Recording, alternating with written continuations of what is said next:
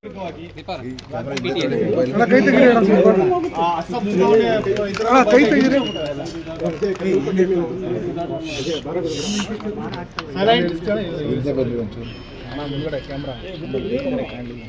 Low ಕೆಳಗಡೆ ಮಾಡಿ ಅಣ್ಣ, ಏನು ಕಾಣಿಸಲ್ಲ ಫೇಸ್. ನಾನು ಪೂರ್ತಿ ಇಳಿಸೋಕ್ಕಾಗಲ್ಲ, ಮುಂದೆ ಇಳಿಸ್ಬೇಕು, ಗೊತ್ತಾಯ್ತಾ?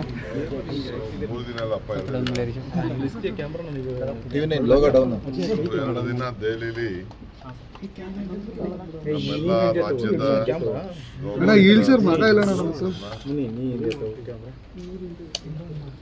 ನೀವೇ ಮಾತಾಡ್ರಪ್ಪ. ಇನ್ನೇನು ನಮ್ಮ ರಾಜ್ಯದ ಎಲ್ಲ ಗೌರವಾನ್ವಿತ ಸಂಸತ್ ಸದಸ್ಯರನ್ನ ಆಹ್ವಾನ ಮಾಡಿದ್ದು. 24 ಜನ ಬಂದಿದ್ದರು ಸಂಸತ್ ಸದಸ್ಯರು. ಎಲ್ಲ ಪಕ್ಷಗಳು ಕೂಡ ಬಂದಿದ್ದರು. ಜನತಾದಳ ಬಿಟ್ಟು BJP, ಕಾಂಗ್ರೆಸ್ ಅವರೆಲ್ಲ, ಕೆಲವು ಇಂಡಿಪೆಂಡೆಂಟಾಗಿ ನಾಮಿನೇಷನ್ ಆಗಿರೋರೆಲ್ಲ ಕೂಡ ಒಂದು ರಾಜ್ಯದ ಅನೇಕ ನೀರಾವರಿ ವಿಚಾರ ಎಲ್ಲ ಕೂಡ ಅವರಿಗೆ ಪ್ರಸ್ತಾವನೆಯನ್ನು ಮಾಡಿದೆ. ಬೊಮ್ಮಾಯಿ ಅವರು, ಜಗದೀಶ್ ಶೆಟ್ಟರ್ ಅವರು, ಕಾಗೇರಿ ಅವರು, ಕಾರಜೋಳ ಅವರು, ಮಿಕ್ಕಿದವರೆಲ್ಲ, ಮೋಹನ್ ಅವರು, PC ಮೋಹನ್ ಅವರೆಲ್ಲ ಕೂಡ ಅವರೊಂದ ಅಭಿಪ್ರಾಯನ ತಿಳಿಸಿದ್ರು. ಜಿಗ್ಜಿನ್ನಿ ಅವರು ಅವರೆಲ್ಲ ಕೂಡ ಅವ್ರದ್ದೇ ಆದಂಥ ಅಭಿಪ್ರಾಯಗಳೆಲ್ಲ ತಿಳಿಸಿದ್ದಾರೆ. ಒಟ್ಟಾರೆ ಅವ್ರದ್ದೇನು ಹೇಳೋದು ಅಂತಂದರೆ, ಇವರು ಫೋನ್ ಮಾಡಿದರು, ಸೋಮಣ್ಣವರು ಮತ್ತು ನಮ್ಮ ಪ್ರಹ್ಲಾದ್ ಜೋಶಿ ಅವರು. ಅವ್ರದ್ದೊಂದು ರೈಲ್ವೆ ಬಗ್ಗೆ ಅವತ್ತು ಇತ್ತು. ಸೊ ಬರೋಕ್ಕಾಗಲ್ಲ, ಇನ್ನೊಂದು ದಿನ ದಯವಿಟ್ಟು ರಿಕ್ವೆಸ್ಟ್ ಮಾಡೋದು, ಇನ್ನೊಂದು ದಿನ ಒಂದು ಆಲ್ ಪಾರ್ಟಿ ಡೆಲಿಗೇಷನ್ ಹೋಗೋಣ ಅಂಥೇಳಿ ಅವರೆಲ್ಲ ಸಜೆಸ್ಟ್ ಮಾಡಿದ್ದಾರೆ. ಜಲಶಕ್ತಿ ಮಿನಿಸ್ಟ್ರನ್ನ, ಪ್ರೈಮ್ ಮಿನಿಸ್ಟರ್ನ ಹೋಗಿ ಭೇಟಿ ಮಾಡೋಣ ಅಂತ ಹೇಳಿದ್ದಾರೆ. ಸೊ ಅದು 9 ಮೂಡಿದೆ. ಸೊ ನಾನು ಎಲ್ಲ ಮಾಹಿತಿ ಎಲ್ಲ ಅವ್ರಿಗೆಲ್ಲ ಕೊಟ್ಟಿದ್ದೇನೆ, ಏನೇನು ಮಾಹಿತಿ ಇದೆ, ಯಾವ ವಿಚಾರ ಇದೆ ಅಂತ. ಈಗ ನಮ್ಮ ಏನು ತಕರಾಲಾಗಿದೆ ಕೃಷ್ಣಾ ವಾಟರ್ ವಿಚಾರದಲ್ಲಿ, ನೋಟಿಫಿಕೇಷನ್ ವಿಚಾರದಲ್ಲಿ, ಬಟ್ ನಮ್ಮ ವಕೀಲರೆಲ್ಲ ಡ್ಯಾಮು ಹೈಟ್ ರೈಸ್ ಮಾಡೋ ವಿಚಾರದಲ್ಲಿ ಮತ್ತು ನೋಟಿಫಿಕೇಷನ್ ಆಗುತ್ತದೆ ಅವ್ರದ್ದೇ ಆದಂಥ ಒಪಿನಿಯನ್ ಕೊಟ್ಟಿದ್ದಾರೆ. ನೋಟಿಫಿಕೇಷನ್ ಮಾಡೋಕ್ಕೆ ಏನು ಈಗ ಯಾವ ತೊಡಕು ಇಲ್ಲ ಅಂತೇಳಿ, ಯಾವ ಕೋರ್ಟ್ ಆರ್ಡರ್ ಸ್ಟೇನೂ ಇಲ್ಲ, ಹೈಟ್ ಮಾಡಲಿಕ್ಕೂ ಸ್ಟೇ ಇಲ್ಲ ಅನ್ನೋದು ಕೂಡ ಅವರ ಅಭಿಪ್ರಾಯ ನಮಗೆ ತಿಳಿಸಿದ್ದಾರೆ. ಅದೆಲ್ಲ ಕೂಡ ತಿಳಿಸಿದ್ದೇವೆ. ನಮ್ಮದೇ ಆದಂಥ ಕೆಲವು ತೀರ್ಮಾನವನ್ನು ಮಾಡ್ತೇವೆ ಸದ್ಯದಲ್ಲೇ. ಇಲ್ಲೂ ಕೂಡ ನಾನು ಆಲ್ ಪಾರ್ಟಿ ಲೀಡರ್ಸ್ನ ಮೀಟಿಂಗ್ ಕೂಡ ಕರಿಬೇಕಾಗ್ಬೋದು. ಅವ್ರ ಜೊತೆ ಕೂಡ ಚರ್ಚೆ ಮಾಡಬೇಕಾಗ್ತದೆ ಕರ್ನಾಟಕ ರಾಜ್ಯಕ್ಕೆ ಸಂಬಂಧಪಟ್ಟಂಥ ವಿಚಾರ. ಯಾಕೆಂದರೆ 1-2-3 ಒಳ್ಳೆಯ ಅಂಶ ನಮ್ಮ ಬೆಳಕಿಗೆ ಈಗ ನಮ್ಮ ಲೀಗಲ್ ಅಡ್ವೊಕೇಟ್ ಜನರಲ್ ಅವರು ಮತ್ತು ಖಾತೆಯವರು, ನಮ್ಮ ನಾಗಮೋಹನ್ ದಾಸ್ ಅವರು ಅವರೆಲ್ಲ ಕೂಡ ಅಭಿಪ್ರಾಯ ವ್ಯಕ್ತಪಡಿಸಿದ್ದಾರೆ. ಅದಾದಮೇಲೆ ನಾವು ಈಗ ಸದ್ಯಕ್ಕೆ ಒಂದು ತೀರ್ಮಾನವನ್ನು ಮಾಡ್ತೇವೆ. ಸೊ ನೆಕ್ಸ್ಟು ಈ ಎಲೆಕ್ಷನ್ಸ್ ಆದಮೇಲೆ ಇನ್ನೊಂದು ಮೀಟಿಂಗ್ ಮಾಡಿ ಅಂತ ಅವರೆಲ್ಲ ರಿಕ್ವೆಸ್ಟ್ ಮಾಡ್ತಾರೆ. ನಾನು ಅವ್ರಿಗೆಲ್ಲ ಒಪ್ಕೊಂಡಿದ್ದೆ. ನೆನ್ನೆ ನಮ್ಮ ಸಿವಿಲ್ ಏವಿಯೇಷನ್ ಅವೆಲ್ಲ ಅದನ್ನು ಮಾಧ್ಯಮದಲ್ಲಿ ತಿಳಿಸಿದೆ. ರಾಜ್ಯದ ಬೆಂಗಳೂರು ಬೆಳವಣಿಗೆ ಬಗ್ಗೆ, ಪ್ರೀಮಿಯಂ FIR ಲೋಡ್ ಮಾಡೋಕ್ಕೆ ಹೈಟ್ ವಿಚಾರದಲ್ಲಿ ಬೇರೆ ರಾಜ್ಯಕ್ಕೂ ನಮಗೂ ವ್ಯತ್ಯಾಸ, ಸ್ವಲ್ಪ ಡಿಫೆನ್ಸಿಂದ ಏನೇನು ತೊಂದರೆ ಆಗ್ತಾಯಿದೆ, ಡಿಫೆನ್ಸ್ ಡಿಪಾರ್ಟ್ಮೆಂಟ್ ಇವೆಲ್ಲ ಕೂಡ ವಿಚಾರ ಅವರ ಗಮನಕ್ಕೆ ತಂದಿದ್ದೇವೆ.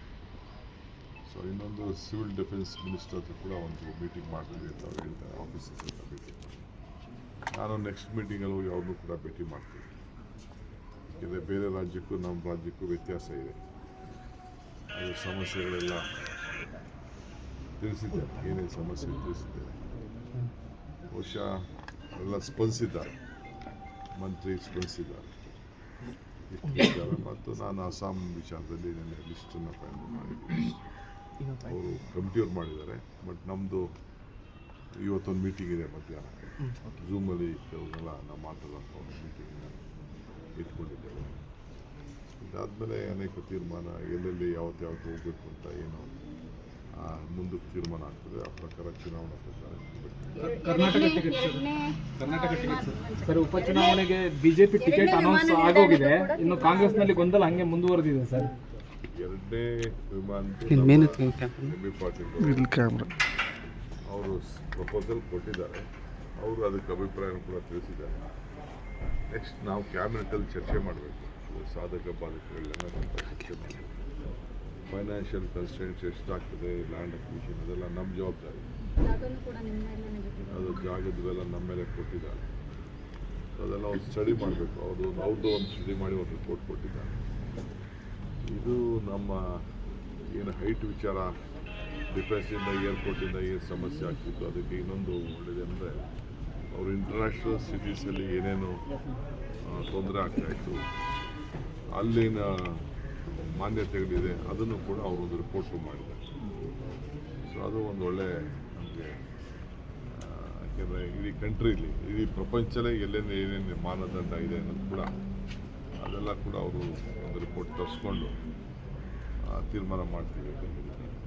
ಸರ್, ಉಪಚುನಾವಣೆಗೆ ಇನ್ನು ಸ್ವಲ್ಪ ದಿನ ಬಾಕಿ ಇದೆ. ಈಗ ಆಲ್ರೆಡಿ ಬಿಜೆಪಿಯವರು ಟಿಕೆಟ್ ಅಭ್ಯರ್ಥಿಗಳನ್ನ ಟಿಕೆಟ್ ಯಾರಿಗೆ ಕೊಡಬೇಕು ಅಂತ ಅಭ್ಯರ್ಥಿಗಳ ಘೋಷಣೆ ಆಗಿದೆ. ಕಾಂಗ್ರೆಸ್ ಇಂದ ಇನ್ನೂ ಚರ್ಚೆಯಲ್ಲೇ ಇದೆ. ನಿಮ್ಗೆ ಗೊತ್ತಿದೆ ಅಷ್ಟೇ, ನಾನಾಗಲೇ 2 ತಿಂಗಳಿಂದ ಎಲ್ಲ ರಿಪೋರ್ಟ್ಸು, ನನ್ನ ಸರ್ವೆ ರಿಪೋರ್ಟ್ಸು, ಬೂತ್ವಾರ್ ರಿಪೋರ್ಟ್ಸ್ ಎಲ್ಲ ನಾನು ತರಿಸಿದ್ದೀನಿ.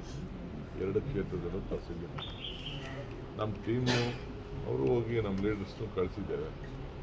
ಅವರು ಅವ್ರ ಅಭಿಪ್ರಾಯಗಳನ್ನು ನಾನು ಕೊಟ್ಟಿದ್ದಾರೆ, ಏನೇನು ಅಭಿಪ್ರಾಯ ಕೊಟ್ಟಿದ್ದಾರೆ. ನಾನು ಕೆಲವ್ರಲ್ಲ ಮಾತಾಡಿದ್ದೀನಿ.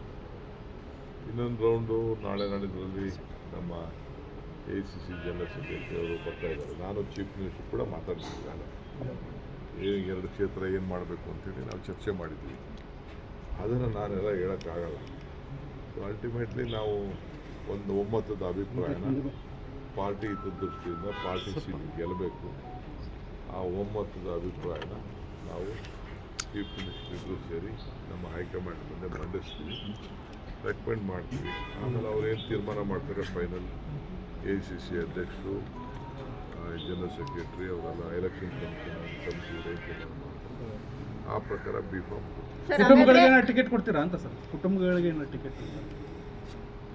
ಕುಟುಂಬ ಪ್ರಶ್ನೆ ಇಲ್ಲಿ ಬರೋದಿಲ್ಲ. ಇದು ಕುಟುಂಬ ನಮಗೆ ಪಾರ್ಟಿ ಗೆಲ್ಲಬೇಕು. Party is important. ಪಾರ್ಟಿ ಏನು ಹೇಳ್ತದೆ ಆ ರೀತಿ ಪಾರ್ಟಿ ಗೆಲ್ಲಕ್ಕೆ ಏನು ಅಂತೇಳಿ. ಏಕೆಂದರೆ ಅದೊಂದು ದೊಡ್ಡ ಮುಖಂಡಗಳ ಸೀಟ್ ಇದು, ಮಾಜಿ ಮಂತ್ರಿಗಳ ಸೀಟ್, ವೀರಶೈವ ಮಹಾಧ್ಯಕ್ಷರ ಸೀಟ್ ಇದೆ. ರಿಪರ್ಕೇಷನ್ಸ್ ಕೂಡ ಇದೆ. ಮೈನಾರಿಟೀಸ್ ನಮಗೆ ಭಾಳ ಇಂಪಾರ್ಟೆಂಟ್ ಇದೆ. ಅವ್ರ ಮೊದಲಿಂದ ಸಪೋರ್ಟ್ ಮಾಡ್ಕೊಂಡು ಬಂದಿದ್ದಾರೆ. ಅಲ್ಲೂ ಅವ್ರದ್ದು ಏನು ಕ್ಲೇಮ್ ಇದೆ, ಅಲ್ಲೂ ಬೇರೆ ಕಡೆ ಅಲ್ಲೂ ಬೇರೆ ಕ್ಲೇಮ್ಸ್ ಇದೆ. ನಾವು ಅದನ್ನೆಲ್ಲ ಕೂತ್ಕೊಂಡು ಸಂಜಾಯಿಷಿ ಮಾಡಿ ಆಸೆ ಪಡೋದ್ರಲ್ಲಿ ತಪ್ಪೇನಿಲ್ಲ. ಎಲ್ಲರೂ ಕೂಡಿಸ್ಕೊಂಡು ಮಾತಾಡಿ, ಈಗ ನಮ್ಮಲ್ಲಿ ಎಷ್ಟೋ ಜನಕ್ಕೆ ನಾವು ಅಕಾಮಡೇಟ್ ಮಾಡಿದ್ವಿ. ನಾವು ಯಾರು MLAಗಳು ಟಿಕೆಟ್ ಕೊಡಲಿಲ್ಲ ಲಾಸ್ಟ್ ಎಲೆಕ್ಷನಲ್ಲಿ, ಎಲ್ಲರೂ ಹೆಚ್ಚು ಕಮ್ಮಿ 70% ಮಾತು ಕೊಟ್ಟಿದ್ದು, ಅವರೆಲ್ಲ 10 ಬಂದಿದ್ದು, ಎಲ್ಲ ನಾವು ಅಕಾಮಡೇಟ್ ಮಾಡಿದ್ವಿ ಪೊಲಿಟಿಕಲ್.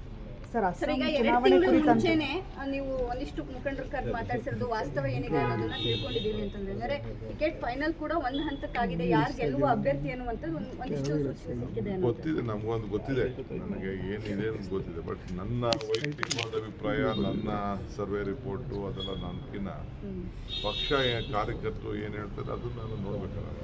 ಸರ್, ನಿನ್ನೆ ನೀವು ಅಸ್ಸಾಂ ವಿಚಾರವಾಗಿ ಒಂದು ಟ್ವೀಟ್ ಮಾಡಿದ್ರಿ. ಐಶ್ವರ್ಯ ಅನಂತಕುಮಾರ್ ಅವರು ಅದಕ್ಕೆ ರೀಟ್ವೀಟ್ ಅನ್ನ ಮಾಡಿದ್ದಾರೆ. ಕ್ಯಾಶ್ ಕೌ ಮಾಡ್ಕೊಂಡಿದ್ದಾರೆ high command, Congress high command cash cow ಮಾಡ್ಕೊಂಡಿದೆ ಕರ್ನಾಟಕವನ್ನ ಅಂತ.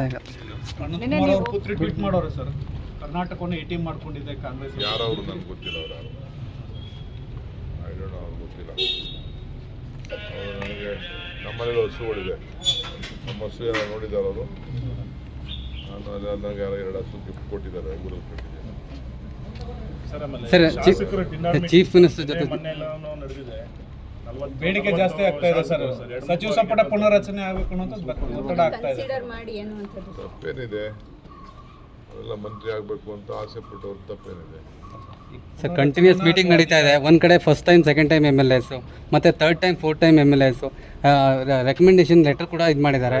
CMಗೆ ಲೆಟರ್ ಕೊಟ್ಟಿದ್ದಾರೆ. ಚೀಫ್ ಮಿನಿಸ್ಟ್ರು ನಾನು ಪುನರ್ರಚನೆ ಮಾಡ್ತೀನಿ ಅಂತ ಅವ್ರು ಹೇಳಿದಾರಲ್ಲ, ಅವ್ರು ಹೇಳಿದ್ಮೇಲೆ ಖಾಲಿ ನಮಗೆ ಚಾನ್ಸ್ ಇದೆ ಅಂತ ಟ್ರೈ ಮಾಡ್ತಾರೆ. ಪುನರ್ರಚನೆನ ಅಥವಾ ಅಧಿಕಾರ ಹಂಚಿಕೆ ಅನ್ನುವಂಥದ್ದು ಗೊಂದಲ ಸರ್ ಕಾಲ ನಿರ್ಣಯ ಮಾಡ್ತಾರೆ. ಸರ್ ನಿನ್ನೆ ಪ್ರಿಯಾಂಕಾ ಗಾಂಧಿ ಅವರನ್ನ ಭೇಟಿಯಾಗಿದ್ರಿ, ಮೀಟಿಂಗ್ ಆದ ಬಳಿಕ ಪ್ರತ್ಯೇಕವಾಗಿ ಮಾತುಕತೆ ಮಾಡಿದ್ರಿ ಅನ್ನುವಂಥ ಚರ್ಚೆ ನಡೀತಾ ಇದೆ. ಏನಾದರೂ ಗುಡ್ ನ್ಯೂಸ್ ಸಿಗ್ತಾ ಸರ್?